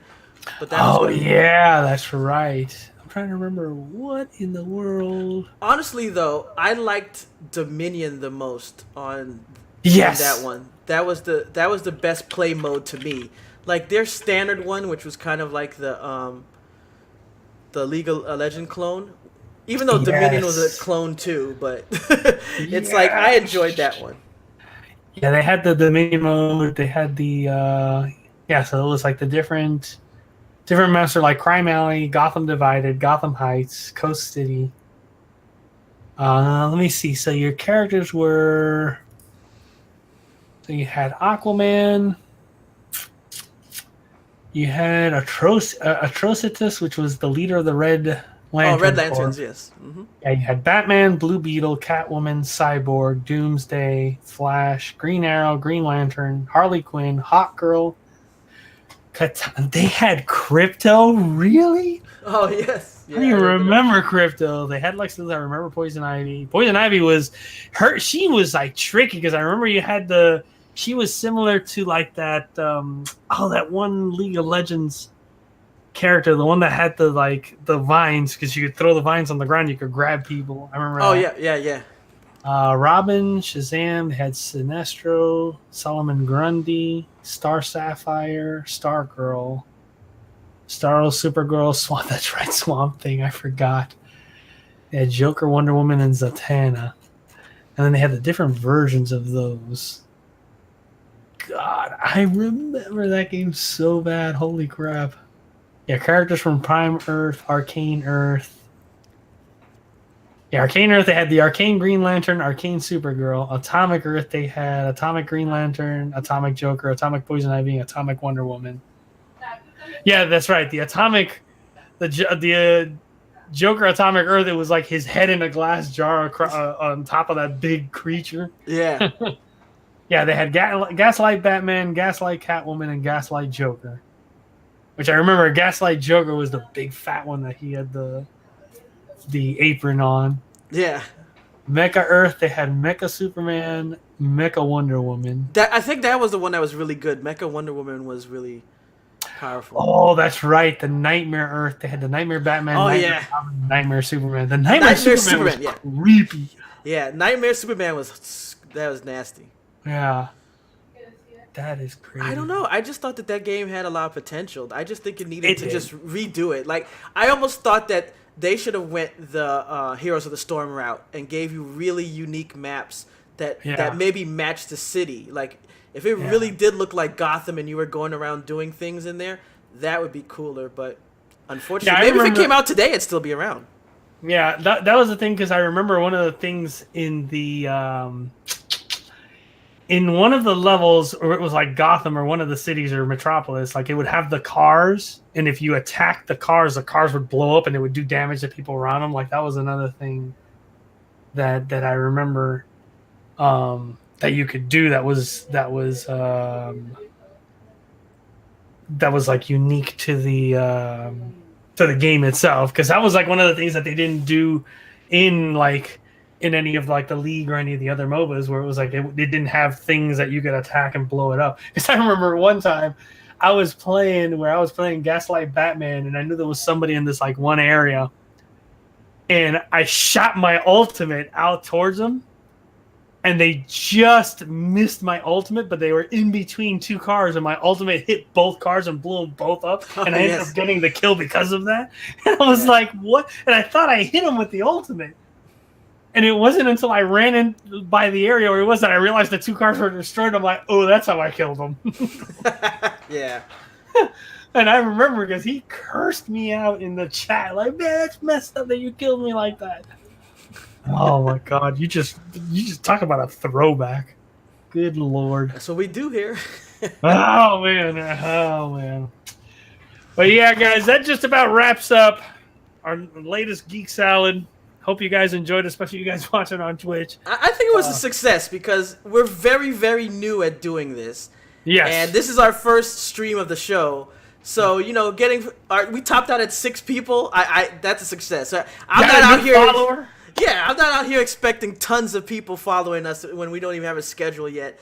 But this was fun, so I think we can keep doing these. We can keep doing this, and what's good is we can always do a little after the show. Oh, yeah.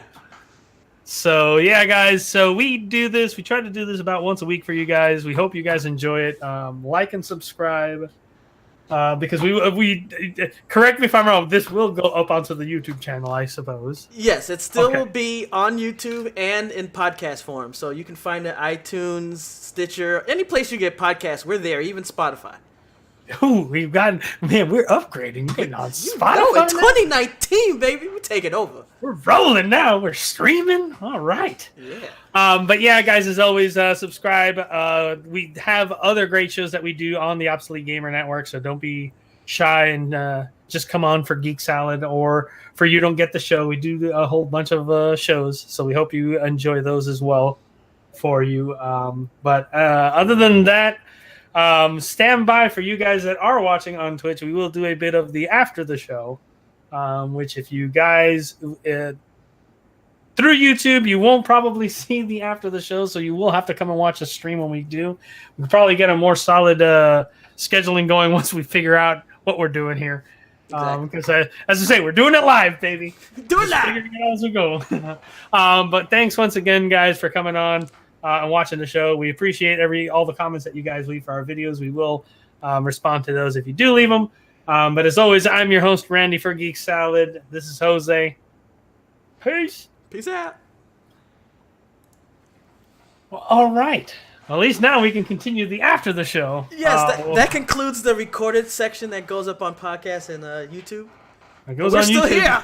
we're still here. Now we can get raunchy. And if anybody lurking want to ask us some questions, go ahead, type something. Don't be shy. We'll see it and we'll respond. But yeah, like I will honestly say, like I was really shocked at the whole Destiny news, but at the same time, it was like, good for them because hey, they got to do what they got to do to get that game out. Like, what I laugh about that news is the audacity that Activision has to say, where a lot of the games where they're like, oh, these things were a non-success for us, and it's like, how many games do you guys want to sell?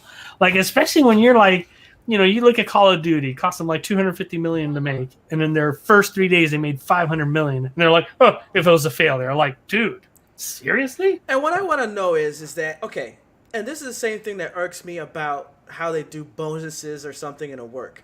So I understand if you're a gigantic company, but I've seen this in tiny companies. So let's say a tiny company comes out with a product and people like it, right? And then when it's time to review how the year went, they're like, oh, wow, we did pretty well, blah, blah, blah. It's a good year, right? So the next year, they don't come out with anything new. It's just whatever, same old, same old. And then when it gets time for the talk about bonuses, oh, well, we didn't hit our expectations. My question is, are your expectations made based on the year that you released something good on a new year where you didn't release anything? So is that what these companies are doing? It's like, okay, we keep releasing the same old crap over and over and over, but we're going to make expectations expecting more and more people to eat up the crap. And when they don't, we're going to say, oh, we didn't meet expectations. Yeah. Where are you getting these expectations from? Yeah, I mean, when you sit there and you look at it, like, look at all those the stories that they talked about, how, like, their bonuses were based on what their Metacritic score was. Yeah. So they had to make a really great game to get their, you know, to get their bonus. Or like you said. Or pay off the critics. Right. But it's one of those simple things where, like, they keep coming out with these games. For company-wise, they're always expecting a certain percentage over. But let's face facts. Like, you come out with a hit game. A year or 2 years later, you come out with a sequel to that game. Of course, you're going to see growth over that. Eventually, like you say, if they keep coming out with the same old, which is starting to happen, I mean, I felt like it's been happening for a long time with Call of Duty. I will honestly think Call of Duty Black Ops 4 is the first, I feel, complete change of how they used to make the game. Like, granted, they did the stupid thing where they took away the single player, which was a lot of people then. You're eventually going to hit a point where you're going to hit a plateau. Like, you're going to even out. You're not going to continue to get more and more people buying the game. Because eventually people are going to sit there and look at it and go like, oh, it's the same thing with a new skin. Nah, I'm okay. I'll wait till it goes on sale. Yeah. You know? And that's where I think that these companies just like, they're all about the, like, we got to make the numbers go up. We got to do this. We got to do that. It's kind of the same thing with the smartphone market or any other market. Like, they're going to plateau out. Like, you're not going to have a, like, I read an article the other day where they were talking about how, like, Apple's finally realizing, like, hey, people are not upgrading their phones year to year. And, like, yeah, guess why? Because of the cost of the stupid phone. Yeah, and you see that phone companies aren't subsidizing them the same way, so they want to charge you. They basically want you to have it almost like a forever payment, where it's like, I'm going to, so not only am I paying whatever, $60, $70 a month for my phone service, but then I'm paying $20, $30 a month for the phone forever. I never own it.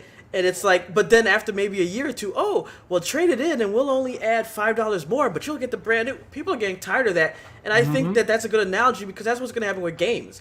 I think what's happening is you see a lot of people that there's certain games they want to play, but with everyone's work schedule and things getting busy, they'll say to themselves, you know what?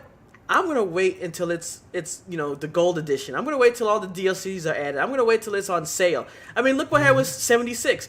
I felt like an idiot paying full price, and the next thing you know, it sucks, and they drop it like half price. You know, a few weeks later, you know, Battlefront 2, they just had it on sale for like $10 over the holidays. So it's like I didn't have to play all these games as soon as it comes out. And more people are going to be like that as time. You're always going to have the people that want to buy the things right then, right there. But there's going to be more and more people be like, you know what, I'm going to wait. Yeah. And that's the thing. It's like I used the whole cell phone thing as my example. Like I had an iPhone 6 for 2.5 years, almost 3, before I jumped to the 8. And it was because, like, looking at it, like, there really wasn't anything that made me say, like, I need to buy that new phone. You know? And now that I have my 8, it's like, yeah, there's nothing on these phones that are coming out that's gonna make me want to jump ship and get a new phone. Even the commercials look less. Like they'll make an entire commercial because it has facial recognition or something, or you could put a background behind your face, and it's like I could do that with Snapchat and stuff for years. That has always been Apple's MO when it comes to a lot of their commercials. Is they give you a commercial without like putting the main focus on the product. They more do like a something. So like, oh, it's about creating whatever, you know. Right. But it's funny because like I read this article that they're talking. It's like they're starting to notice like people are not jumping on year to year, because when you look at the upgrades from one year to the next, like you're getting these very minimalistic upgrades. Like, oh, I get a little bit faster processor, and now the phone sees my face instead of my fingerprint. Like, you know, and to the point where a reviewer that I saw said, he was like, dude, when the 10 came out, he was like, you've gotten us conditioned to using our fingerprint for everything, and now you're changing that. Like, what are you guys thinking? You know? I remember the whole microphone jack fiasco. Oh, God, yes.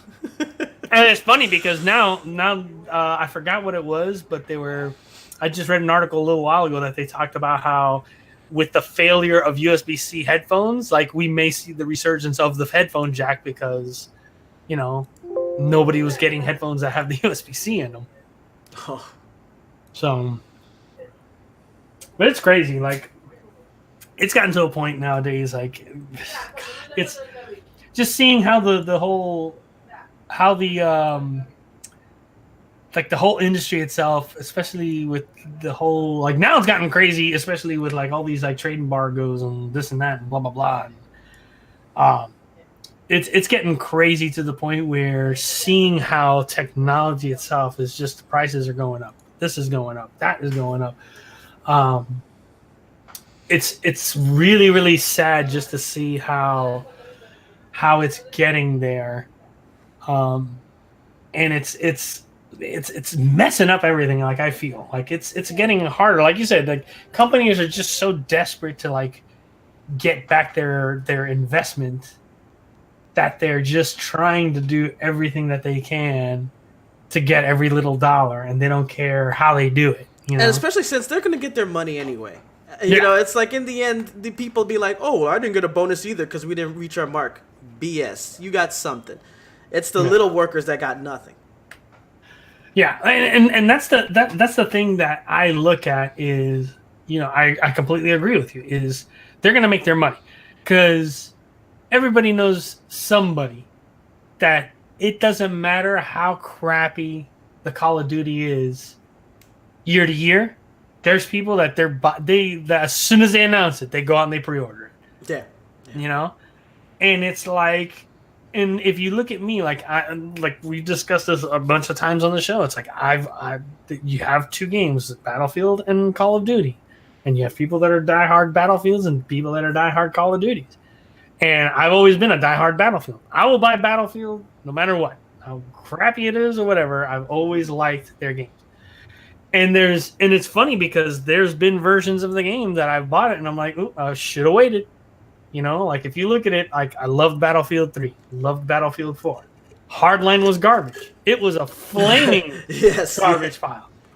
But the funny thing is that even with as bad as Hardline was, they did stuff in Hardline that you could see they evolved it into the newer Battlefields. Like, you know, the Hardline, the positive that I think they had with Hardline was, oh, as you played, you gained experience, which was like money, and then you use that money to buy whatever weapons you wanted.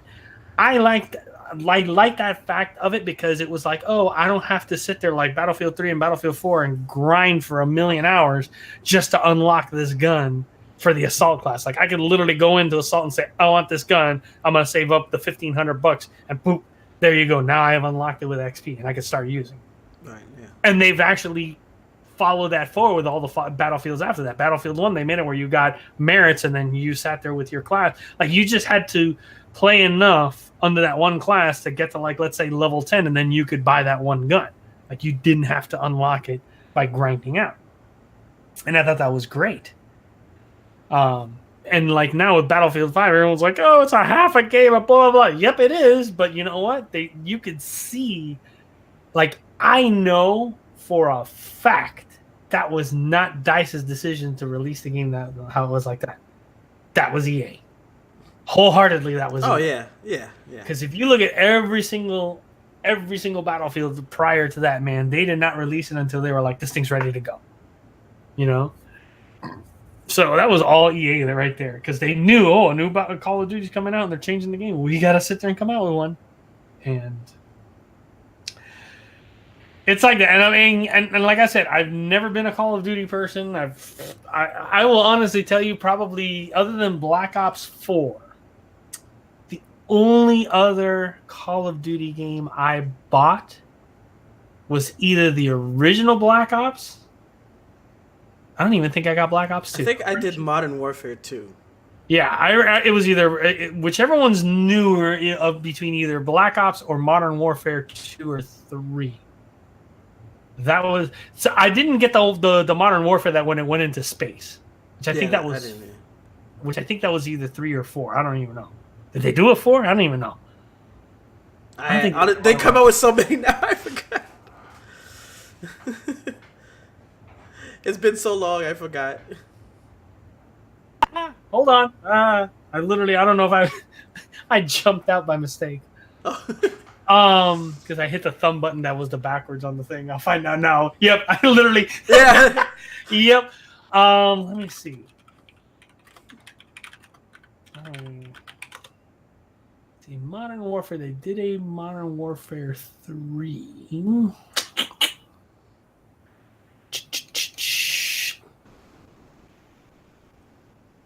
I don't think they did a Modern Warfare 4. Oh, no, they did. Let me see.